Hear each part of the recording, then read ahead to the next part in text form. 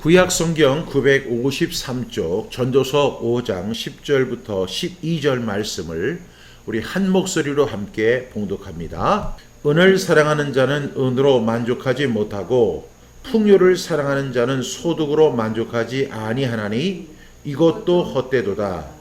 재산이 많아지면 먹는 자들도 많아지나니 그 소유자들은 눈으로 보는 것 외에 무엇이 유익하랴.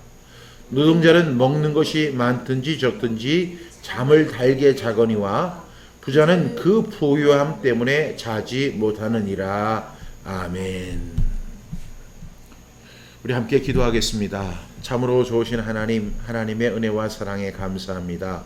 오늘도 전도자를 통해서 주시는 귀한 교훈의 말씀을 듣게 해주셔서 감사합니다. 진정한 인생 수업이 될 수 있도록 도와주시고 우리의 이 길지 않은 이 인생 속에서 우리가 무엇을 추구하며 살아야 할지를 우리가 알고 행하는 우리 모두가 되게 하여 주옵소서. 전도서를 통해서 주시는 하나님의 귀한 음성을 듣습니다. 우리에게 열린 마음 허락해 주시고 그 말씀을 사모하는 마음 주시고 또 결단하는 마음을 허락하여 주옵소서. 예수 그리스도의 이름으로 간절히 기도드렸습니다. 아멘. 오늘은 전도서 5장 8절부터 9절 말씀을 통해서 우리가 설교 제목은요, 돈 사랑은 만족이 없다. 우리 함께 해볼까요? 시작. 돈 사랑은 만족이 없다. 다시 한번 돈 사랑은 만족이 없다 라는 제목으로 함께 전도서 말씀을 나누도록 하겠습니다. 오늘은 전도서 5장 10절부터 12절 말씀인데요, 먼저 10절은 이렇게 말씀하고 있죠. 시작. 은을 사랑하는 자는 은으로 만족하지 못하고 풍요를 사랑하는 자는 소득으로 만족하지 아니하나니 이것도 헛되도다. 아멘. 제가 오늘 이 말씀을 준비하면서 이 말씀은 정말로 우리가 잘 아는 말씀입니다. 그런데 이 말씀의 제목을 무엇으로 정할까? 이렇게 오랫동안 고민을 했습니다. 이 말씀의 내용은 그렇게 어렵지 않은데 말씀의 제목을 정하는 일이 굉장히 어려웠습니다. 왜냐하면 이 은을 사랑하는 자는 은으로 만족하지 못하고 풍요를 사랑하는 자는 소득으로 만족하지 아니하나니 이것도 헛되도다. 이 말씀을 어떻게 요약해서 제목, 썸네일로 정할 것인가 이렇게 오랫동안 고민을 했는데요. 고민하고 또 고민하다가 정한 제목이 뭐냐면 돈을 사랑하면 뭐라고 했죠? 돈 사랑에는 만족이 없다. 이런 제목을 제가 이렇게 정했습니다. 그런데 이 제목도 사실은 그렇게 만족스러운 제목은 못 됩니다. 이 돈 사랑은 만족이 없다. 이게 가장 성경적인 제목이라고 생각하는데요. 돈 사랑은 만족이 없다. 그렇지만 이 말씀을 충분히 담아낼 수 있는 그런 제목은 되지 못하는 것 같습니다. 오늘 10절 말씀에 보니까 은을 사랑하는 자는 은으로 만족하지 못하고 풍요를 사랑하는 자는 소득으로 만족하지 아니하나니 이것도 헛되도다. 여기서 은이라고 하는 단어가 두 번 나오는데요. 이 은이 영어로는 뭐라고 되어 있냐면 money, 돈으로 이렇게 돼 있습니다. 그러니까 이렇게 쉽게 이해할 수 있죠. 돈을 사랑하는 자는 돈으로 만족하지 못한다. 또한 풍요를 사랑하는 자는 소득으로 만족하지 아니하나니 그런데 이것이 헛되다는 것입니다. 여러분, 돈 사랑에는 만족이 없죠. 이 돈을 사랑하는 사람은 돈으로 만족하지 못하는 것입니다. 이것은 비단 성경만의 이야기가 아니에요.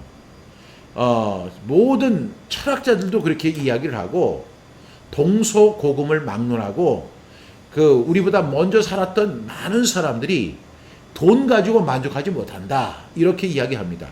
그럼에도 불구하고 우리는 이 세상을 살아가는 동안에 돈이 가장 현실적인 것이고 돈이 가장 필요한 것이고 돈이 계급을 만드는 것이고 돈이 우리의 필요를 제공하는 것이기 때문에 돈이라고 하는 것을 쉽게 그렇게 떨쳐버리지 못하죠.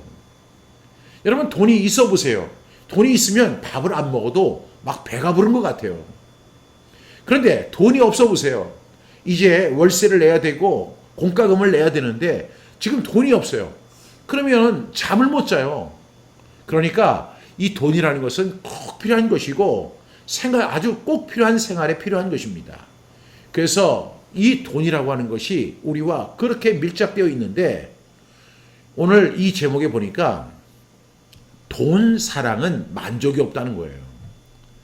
오늘 말씀도 은을 사랑하는 사람은 은으로 만족하지 못한다라고 딱 이렇게 정의를 합니다. 여러분, 재물을 얻는 자체는 욕심이나 잘못된 것이 아닙니다. 당연한 것이죠. 우리가 한 달 동안 직장에 가서 열심히 일을 했어요. 그리고 나서 월급을 받습니다. 그런데 제가 한 달 동안 열심히 일을 했는데 월급을 받지 못해요. 그러면 제가 크리스찬이든지 아니든지 그 회사를 더 이상 다닐 이유가 없을 것 같아요. 뭐 헌신이라고 하는 개념? 사실 그런 것은 별로 없겠죠. 그렇게 재물을 얻는 자체는 뭐 욕심도 아니고 잘못된 것이 아니고 정당한 수고의 열매입니다. 그래서 우리가 열심히 일을 해서 돈을 버는 것은 당연한 것입니다. 그리고 우리가 그렇게 돈을 벌 수 있도록 우리에게 건강을 주시고 우리에게 호흡을 주신 하나님의 축복이라고 정의할 수 있습니다. 여러분 동의하시죠? 그래서 이 재물을 얻는 자체, 그 자체에 대해서 지금 문제를 삼는 것이 아님을 우리는 분명히 기억해야 한다는 사실입니다. 문제는 뭐냐면 그 돈을 사랑하는 것이 문제라는 거죠. 오늘도 10절 이렇게 보니까 은을 사랑하는 자는 은으로 만족하지 못한다 그랬어요. 돈은 꼭 필요한 것이지만 그 돈을 사랑하면 안 된다는 거예요. 그래서 이 문제는 돈을 사랑하는 것인데 우리가 너무나 잘 아는 디모데전서 6장 10절 이렇게 말씀하고 있죠. 우리 함께 선포해 볼까요? 시작. 돈을 사랑함이 일만하게 뿌리가 되나니 이것을 탐내는 자들은 미혹을 받아 믿음에서 떠나 많은 근심으로써 자기를 찔렀도다. 예수님도 이렇게 말씀하셨어요. 한 사람이 두 주인을 섬기지 못한다. 돈을 사랑하거나 예수님을 사랑하거나 예수님 사랑하면서 돈을 사랑할 수 없다는 거죠. 그러면서 우리가 한 주인, 한 사람을 중히 여기고 경히 여기는 것처럼 하나님, 예수님을 더 사랑하는 사람, 예수님을 더 사랑해야 한다 이렇게 말씀했습니다. 그래서 디모데전서 6장 10절은 돈을 사랑함이 일만하게 뿌리가 된다는 거예요. 돈 자체가 일만하게 뿌리가 아닙니다. 우리가 이것을 돈은 일만하게 뿌리다 이렇게 이야기하는 사람들이 많이 있습니다만은 성경은 그렇게 묘사하지 않습니다. 돈이 일만하게 뿌리가 아니라 뭐죠? 돈을 사랑함이 일만하게 뿌리가 된다는 것이죠. 실제로 지금 교도소에 수감되어 있는 수많은 분들이 있는데 이런 분들이 왜 그렇게 이 교도소에 수감되어 있을까 보면 70%에서 80%는 다 돈의 문제 때문에 교도소에 수감이 된다는 것입니다. 그러니까 여러 가지 그런 형사적인 그런 죄목들이 많이 있죠. 그런데 그 원인을 이렇게 파헤쳐 보면 70%에서 80%가 다 돈 문제 때문에 그것이 문제가 되어서 살인이 되고 또한 폭력이 되고 사기가 되고 도둑질이 되어서 교도소에 수감되는 그런 것입니다. 그러니까 우리가 꼭 기억해야 할 것은 돈을 사랑하는 것이 문제라는 것을 꼭 기억할 수 있기를 바랍니다. 돈이 일만하게 뿌리가 아닙니다. 돈을 사랑함이 일만하게 뿌리가 된다는 사실을 여러분 꼭 기억하시고 돈은 꼭 필요한 것입니다. 정당한 대가이고 하나님의 축복입니다. 돈은 선도 아니고 악도 아닙니다. 이 돈은 그것을 선하게 사용하면 선한 것이 되는 것이고 악하게 사용하면 악한 것이 되는 것입니다. 돈은 그 자체가 선도 아니고 악도 아니죠. 그런데 이 돈을 대하는 우리의 자세가 매우 중요합니다. 돈을 잘 관리하는 청지기가 돼야지 돈을 사랑하는 사람이 되어서는 안 된다는 것입니다. 이 돈을 사랑함으로 인해서 일만 악의 뿌리가 되고 그 결과로 자기의 인생을 파멸로 이끄는 사람들이 너무나 많습니다. 따라서 우리가 꼭 기억해야 할 것은 돈이 일만하게 뿌리가 아니다. 돈을 사랑함이 일만하게 뿌리다. 따라서 우리는 돈을 사랑하는 사람이 되지 말고 돈을 잘 관리하는 사람이 되기를 주님의 이름으로 축복합니다.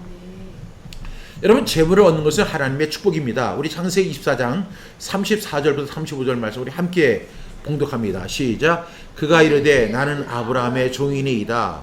여호와께서 나의 주인에게 크게 복을 주시어 창성하게 하시되 소와 양과 은금과 종들과 낙타와 나귀를 그에게 주셨고.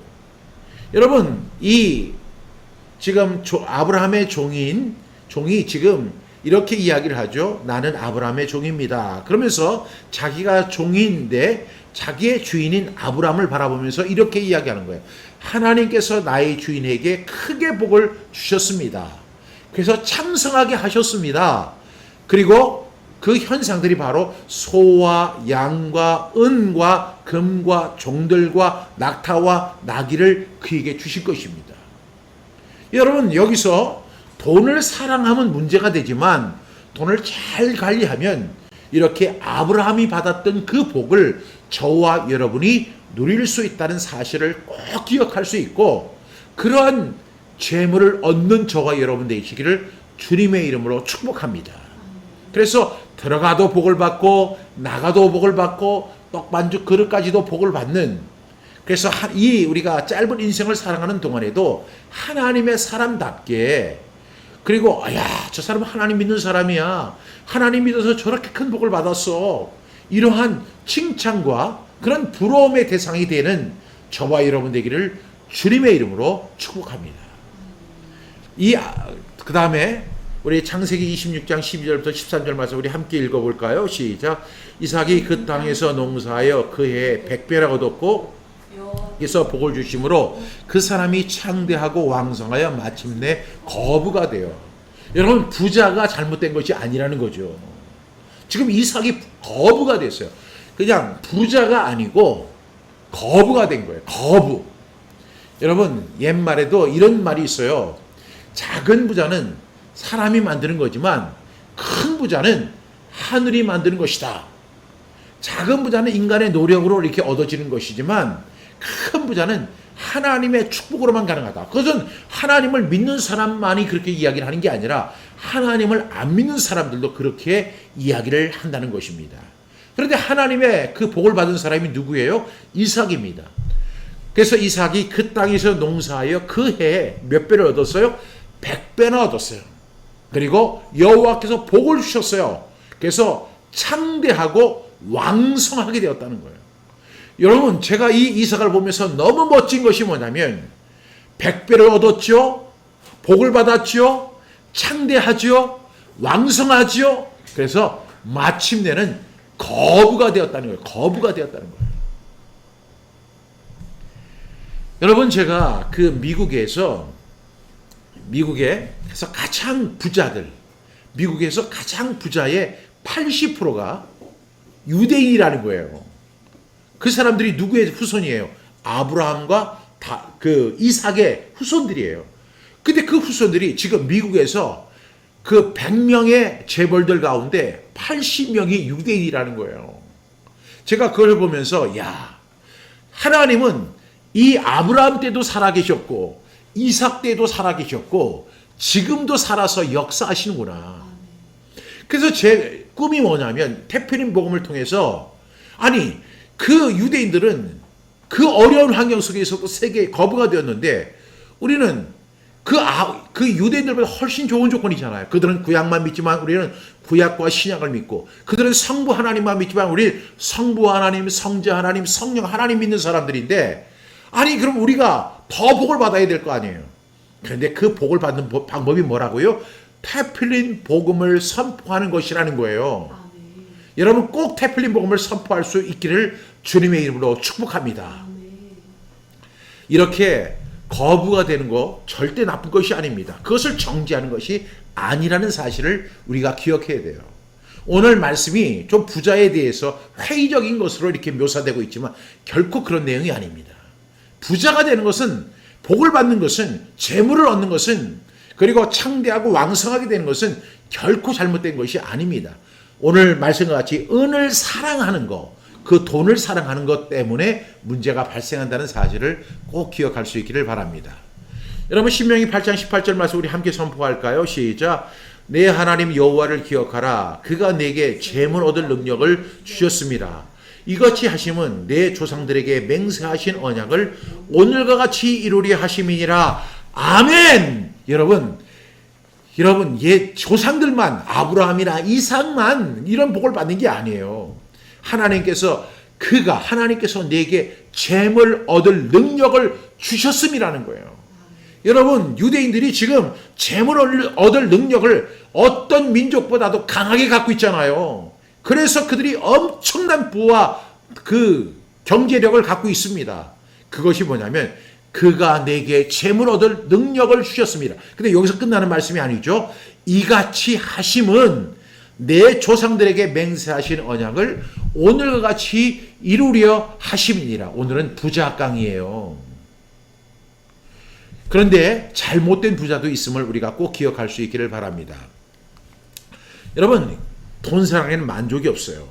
문제는 하나님이 재물을 주신 것은 많든 적든 우리가 자족하는 마음, 감사하는 마음으로 살아가는 것이 매우 중요하다는 거예요.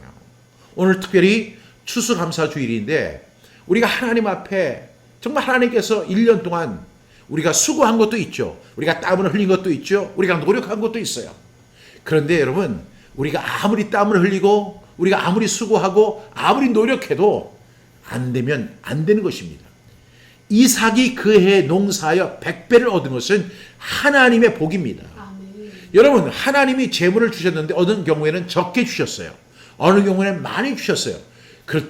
그때마다 하나님께서 이렇게 이번에는 이렇게 주셨고 이번에는 이렇게 많이 주셨구나. 늘 자족하는 마음, 감사하는 마음을 가지고 살아가야 한다는 것입니다. 여러분, 그렇게 살아가기를 주님의 이름으로 축복합니다. 이 만족이라고 하는 단어가 뭐냐면 모자람이 없이 마음에 흡족한 상태를 만족이라고 이야기하죠. 그런데 이 만족이라고 하는 것은 욕구가 충족되었다는 상태나 느낌을 말하는 것인데요. 일반적으로 말하면 자신이 처해진 상황을 받아들인 상태를 자족이라고 말하는 거예요.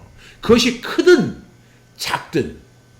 여러분, 부자도 하루에 몇 끼 먹어요? 3끼 먹어요. 가난한 사람은 하루에 몇 끼 먹을까요? 한 끼만 먹을까요? 그렇지 않습니다. 가난한 사람도 3끼를 먹어요. 일반적으로 말하면 우리가 이 만족이라고 하는 것은 자신이 처해진 상황을 받아들이는 것입니다. 그것을 우리가 자족하는 것이다 라고 묘사를 합니다. 그런데 이 만족이라는 것은 행복보다는 더 부드럽고 스스로를 절제하는 형태로 본다는 거예요. 이 만족이. 그러니까 스스로 절제하는 것이 매우 중요한 거예요. 그래서 존 스튜어트 밀은 이렇게 이야기했어요.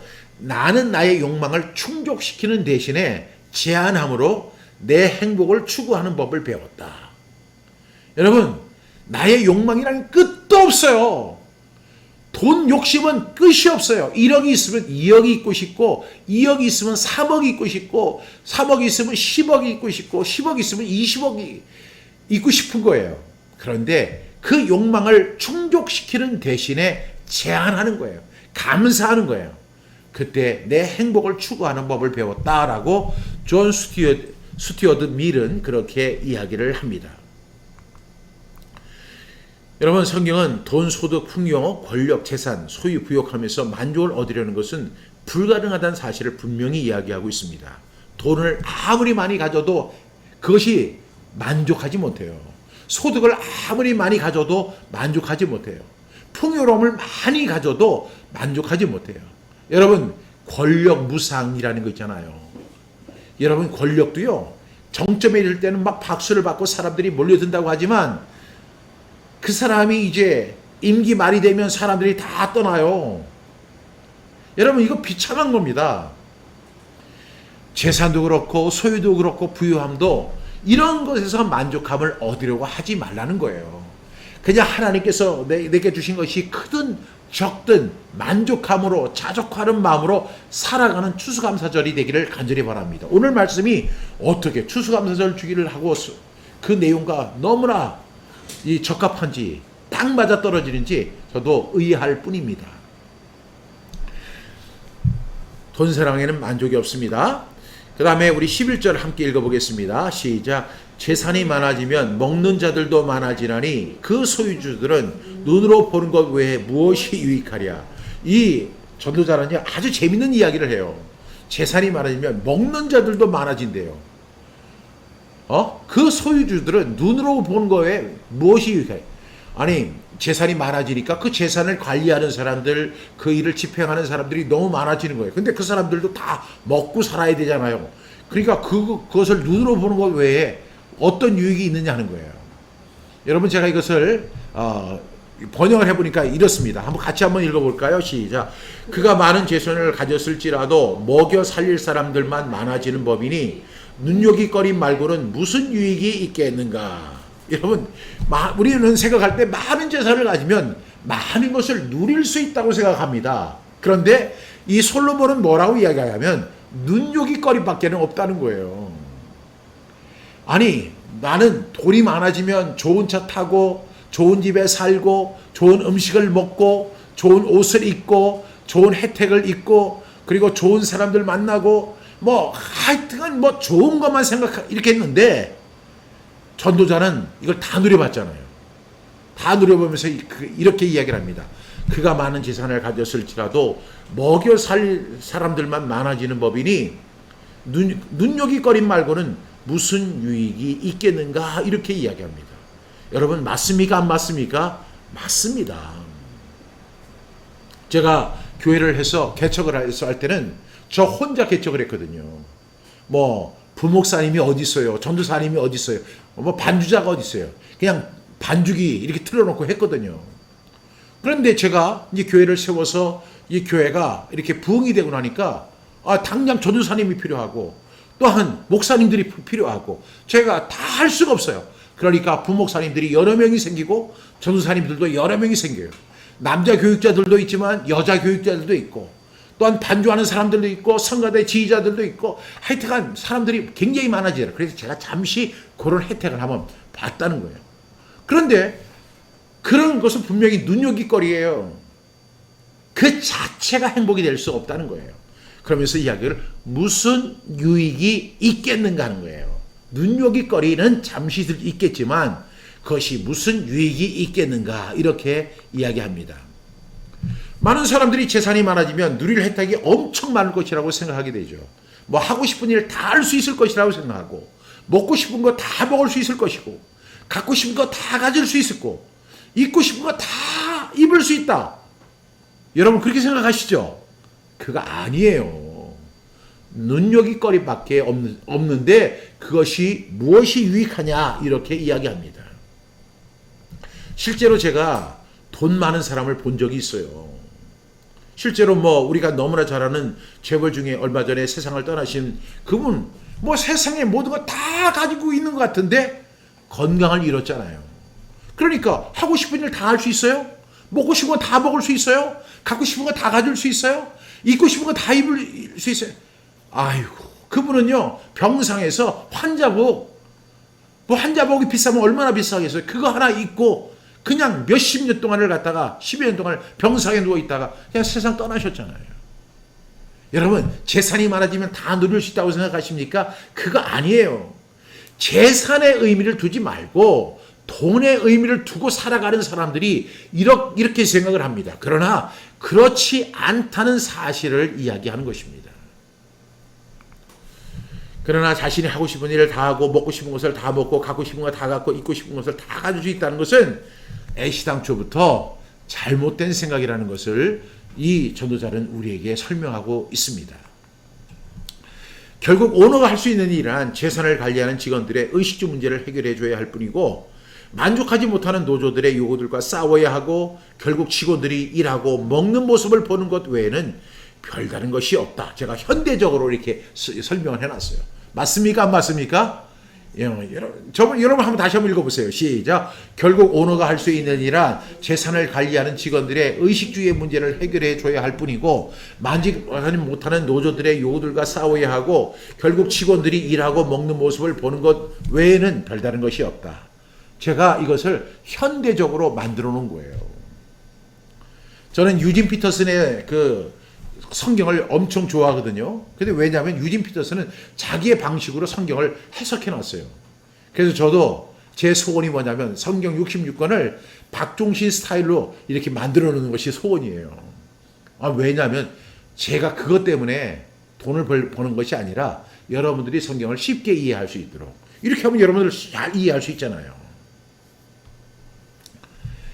여러분 오늘 11절에 보니까 재산이 많아지면 먹는 자들도 많아지나니 그 소유주들은 눈으로 보는 것 외에 무엇이 유익하랴 이렇게 말씀하고 있습니다.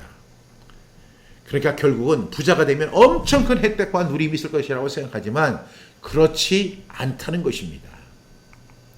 흔히 더 많이 가진 사람들이 산의 진미를 먹고 더 멋진 옷을 입고 더 행복할 것이라고 생각하지만 그렇지 않다는 것을 우리가 꼭 기억하고 그런 것에서 만족을 얻을 수 있는 것이 아님을 꼭 기억하는 저와 여러분 될 수 있기를 바랍니다.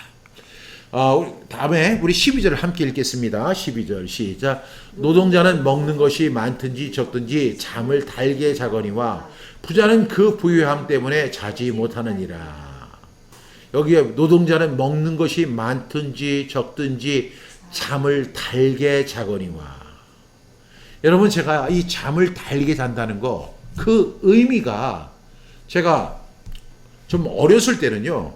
그 잠이 너무 부족했어요. 그래서 그냥 틈만 나면 잠을 자고 잠이 그렇게 달 수 없었어요. 그런데 지금은 이 생각, 저 생각, 앞 생각, 뒷 생각 이렇게 하다 보니까 잠을 잃어버릴 때가 너무나 많습니다. 어느 때는 이렇게 누워있는데 2시간, 3시간을 잠을 자지 못하고 이리저리 뒤척할 때가 많아요. 그때마다 늘 소원하는 게 뭐냐면 잠을 달게 자는 거예요.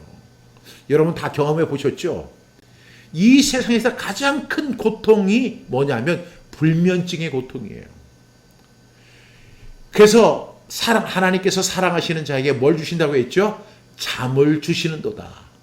여러분 물론 하나님이 사랑하는 사람들 가운데에서도 잠을 못 자는 사람도 있지만 여러분 잠은 하나님의 선물이라는 것을 여러분 꼭 기억할 수 있기를 바랍니다. 오늘 12절에 보니까 노동자는 먹는 것이 많든지 적든지, 그러니까 이것은 그 노동자의 수입이 많든지 적든지 잠을 달게 잔다는 거예요. 그러나 부자는 그 부유함 때문에 자지 못하느니라. 이것을 제가 히브리어로 번역하니까 이렇습니다.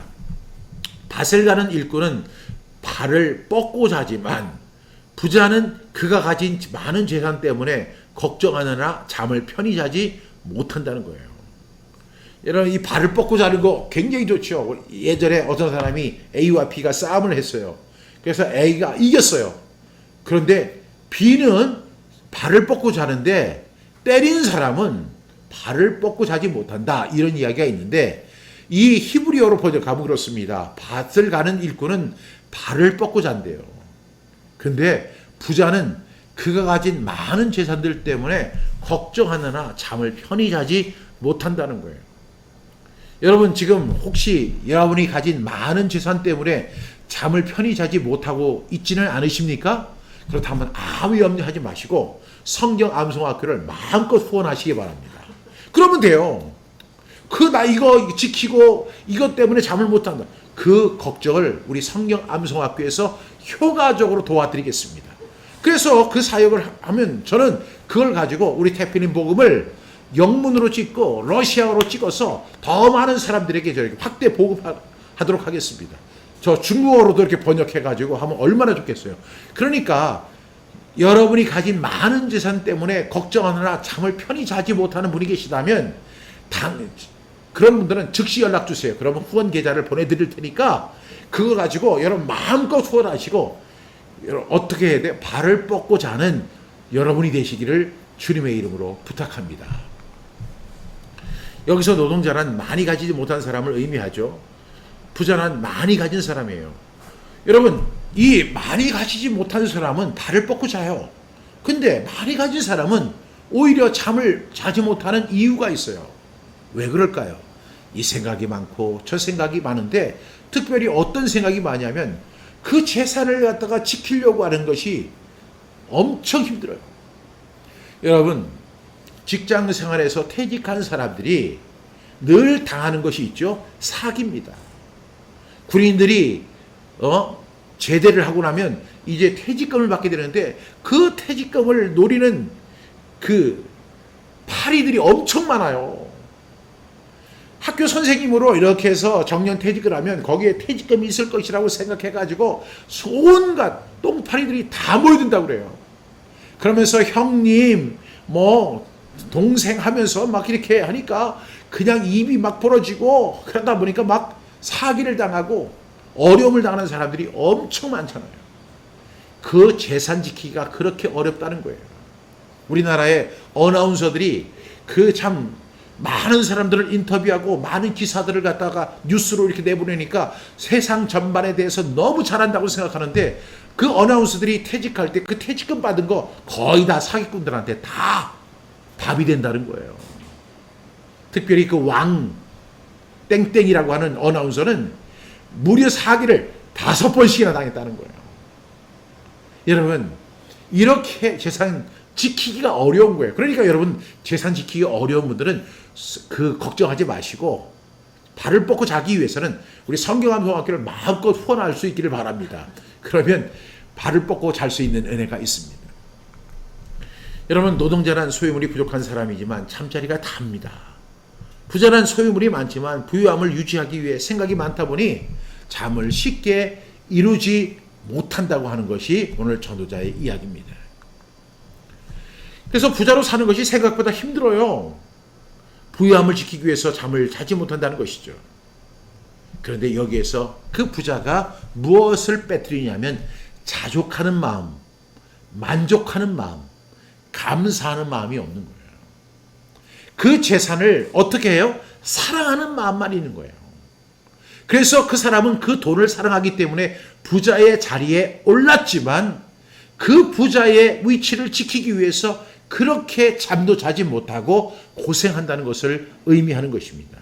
오늘 다시 10절로 돌아가면 은을 사랑하는 자는 은으로 만족하지 못한다는 그 말씀을 오늘 이렇게 구체적으로 나누어서 설명하는 것입니다. 여러분, 돈이라고 하는 것은, 재물이라는 것은 하나님의 축복입니다.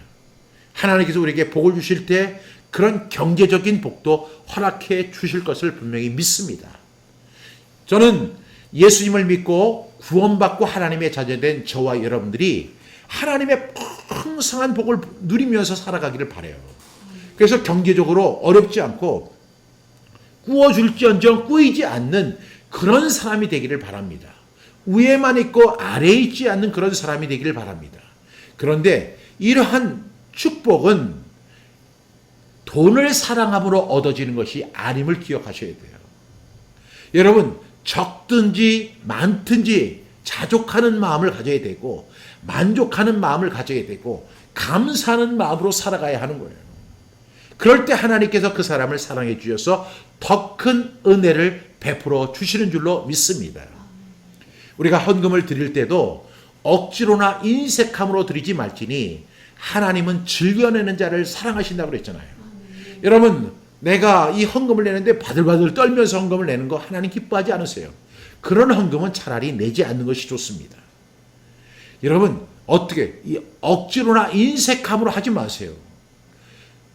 그 억지로나 인색함의 배후에는 무엇이냐면 돈을 사랑하는 마음이 있는 거예요. 여러분, 이것은 모든 사람에게 국한된 것입니다. 저를 포함한 여러분 모두가 다 그렇습니다. 우리가 돈을 억지로나 인색함으로 드린다. 이 자체 속에, 그 배후 속에는 무엇이 있어요? 그것은 돈을 사랑하는 마음이 너무나 크기 때문에 그런 거예요. 주님을 사랑하는 마음보다 더 크기 때문에 억지로나 인색함으로 드리는 거예요. 저는 유대인들의 째다카를 보고 감탄을 했어요. 유대인들의 째다카가 뭐예요? 그 성경에, 구약성경에 보면 공의라고 하는 단어가 나오는데 이 공의를 그들은 째다카라고 정의합니다. 그럼 째다카를 어떻게 이해를 하느냐는 거예요. 째다카를 어떻게 검증하고 어떻게 적용하고 어떻게 현대적으로 이해하고 있는가? 그들은 그것을 구제로 받아들입니다. 그래서 유대인의 가정에는 뭐가 있냐면 째다카함이 있어요. 우리 교회에 가면 헌금함이 있는 것처럼 각 가정마다 째다카함이 있어요. 여러분, 그들은 어린아이 때부터 그 째다카함에 일어나자마자 동전을 들고 가서 째다카함에 넣는 거로 하루의 일과가 시작이 되는 거예요. 여러분, 그 돈을 모아서 내가 사고 싶은 거 사고 내가 먹고 싶은 거 먹고 얼마든지 할 수 있죠. 그런데 그들은요, 하나님은 공의의 하나님이시다. 그 공의를 째다카로 이해했고 째다카를 구제로 이해한 거예요. 그래서 그들은 하나님 앞에 11조를 드려도 두 개를 드리죠. 하나는 하나님 앞에 드리는 11조, 그 다음에 이웃을 위한 11조예요. 여러분, 예수님께서 말씀하시기를 주 너희 하나님을 사랑하고 또한 내 이웃을 내 몸과 같이 사랑하라고 그랬어요. 그런데 저는 이웃을 내 몸과 같이 사랑한다는 말이 도대체 이해되지 못하는 거예요. 내 이웃을 내 몸과 같이 사랑한다? 그럼 어떻게 내 몸과 같이 사랑할 수 있을까요? 이웃을 어떻게 내 몸과 같이 사랑할 수 있을까? 여러분, 이것을 검증하고 적용하고 현대적으로 이해하면 내가 만약에 100만 원을 번다면 거기서 10만 원을 하나님 앞에 드리는 것이고 10만 원은 이웃을 위해서 드리는 것이, 그것이 바로 내 이웃을 내 몸같이 사랑하는 거예요. 말로는 우리가 하나님 사랑합니다. 또 우리는 이웃을 사랑합니다. 여러분 사랑합니다. 이게 사랑이 아니에요. 주는 게 있는 것이 사랑이죠. 말로는 사랑한다, 뭐 사랑한다, 사랑한다, 사랑한다 하면서 단 한 푼도 안 주면 무슨 사랑이에요? 그건 사랑이 아니에요.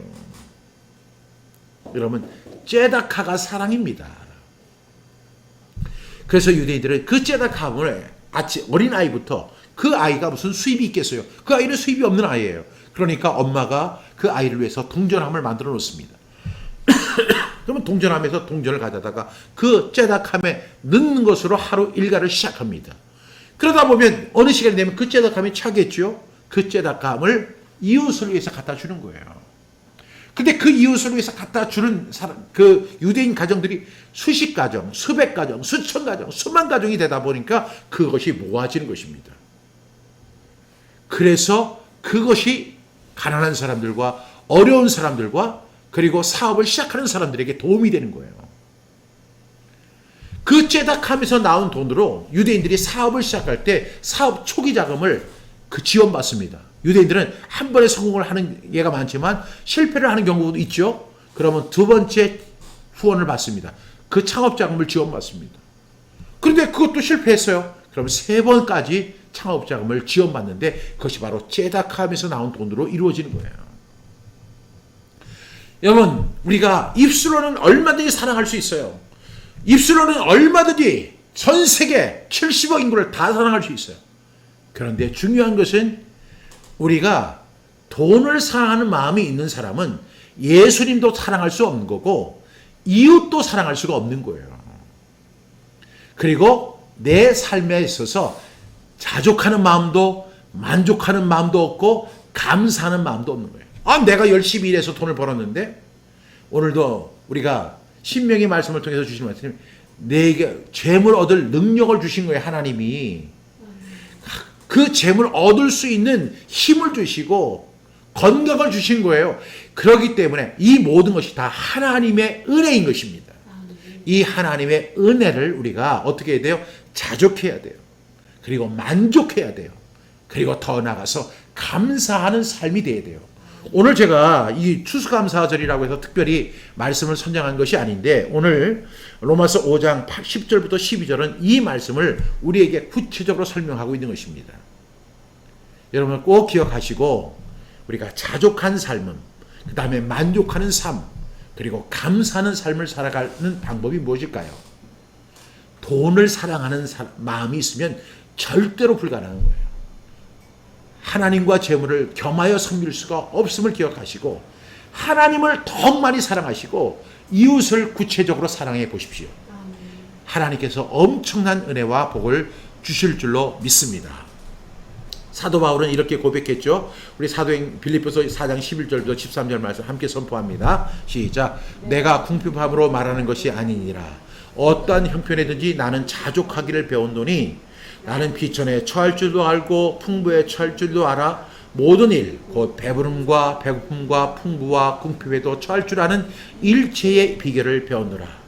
내게 능력 주시는 자 안에서 내가 모든 것을 할 수 있느니라. 여러분 아멘. 여러분 아멘이죠? 네. 지금 사도 바울이 지금 빌립보 그 교회 성도들에게 내가 지금 궁핍해서 지금 이 편집을 하는 게 아니라는 거예요. 제가 오늘 성경암송학교 후원하라고 하는 것은 뭐 성경암송학교 돈이 많아서 또 돈이 부족해서 지금 여러분들에게 그런 후원을 요청하는 것이 아니에요. 성경암송학교는 태생부터 어떤 형편이든지 자족하기를 배우면서 시작한 기간이 바로 성경암송학교예요. 100만 원 있으면 100만 원 가지고 생활하고, 10,000원 있으면 10,000원 갖고 생활하고, 1,000만 원 있으면 1,000만 원 갖고 생활합니다. 10원 있으면 10원 갖고 생활하는 게 성경암송학교예요. 절대로 궁핍함으로 말하는 것이 아니라고 하는 사도 바울의 말에 100% 공감합니다. 이 성경암송학교를 사역하면서 비천의 철도 알고 풍부의 철지도 알고, 풍부의 철 경우는 거의 없었지만 모든 일에 배부름도 거의 없었지만 배고픔과 풍부와 궁핍에도 일체의 비결을 배웠습니다. 그래서 성경암송학교가 돈이 필요해서 그러는 것이 아니에요. 사도 바울이 뭐라고 그래요? 내게 능력 주시는 자 안에서 내가 모든 것을 할 수 있다. 이렇게 이야기하는데 11절에 굉장히 중요한 말이 나오죠. 어떠한 형편에든지 나는 자족하기를 배웠다는 거예요. 돈을 사랑하고 은을 사랑하고 물질을 사랑하고 풍요를 사랑하는 사람은 절대로 만족함이 없지만, 지금 로마 감옥에 지금 수감되어 있는 사도 바울은 나는 자족하기를 배웠다라고 이야기합니다. 여러분, 자족하는 것을 배우십시오. 그리고 만족하는 것을 배우십시오. 그리고 감사하는 삶을 살아가십시오. 그 방법이 뭐예요? 은을 사랑하는 것이 아닐 때 가능하다는 것입니다. 또 사도 바울은 또 이렇게 고백을 했죠. 우리 디모데전서 6장 6절 말씀, 신앙생활에도 큰 이익이 있습니다. 시작. 그러나 자족하는 마음이 있으면 경건은 큰 이익이 되느니라. 여러분, 자족하십시오. 만족하십시오. 그리고 감사하는 삶을 살아가십시오. 돈으로, 물질로, 부유함으로, 풍요로 만족함은 없습니다. 주님을 더 사랑하시고 어떠한 형편이든지 자족하고 그리고 만족하고 감사하는 저와 여러분 다 되기를 주님의 이름으로 축복합니다. 기도하겠습니다. 참으로 좋으신 하나님, 하나님의 은혜와 사랑에 감사합니다. 오늘 추수감사 주일을 맞이해서 특별히 주신 말씀 아니지만 우리가 이 전도서 강해를 통해서 귀하게 주시는 귀한 말씀 잘 듣고 우리가 적용할 수 있도록 도와주시옵소서. 돈을 벌지 말라는 것이 아니고 부자가 되지 말라는 것이 아니고 풍요로움을 갖지 말라는 것이 아니라 돈을 사랑해서 만족함을 얻으려고 하는 그릇된 자세를 버리고 하나님만으로 자족하고 만족하고 감사하는 우리 모두가 되게 하여 주시옵소서. 예수님의 이름으로 기도드립니다. 아멘.